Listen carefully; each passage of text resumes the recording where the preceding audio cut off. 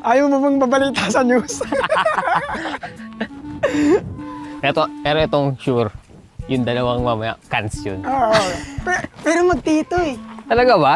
Oo, tito yung tawag niya eh. Tito pa, hapon tayo mamaya, tito.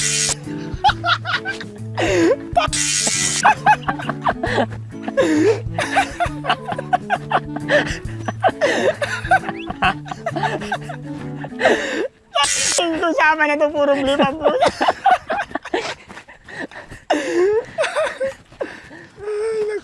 So, lakad-lakad lang tayo kasi baka mabalita tayo sa news.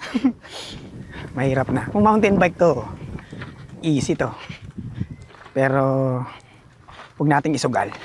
Tsaka hindi natin mga bikes. Baka masemplang at magasgasan.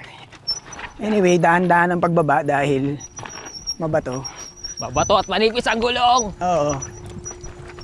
Kaya naman, pero sabi ko nga kanina, huwag isugal.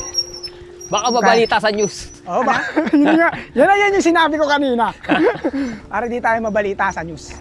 Naglambot ako ng konti sa gulong para hindi dumulas-dulas. Mas okay ah.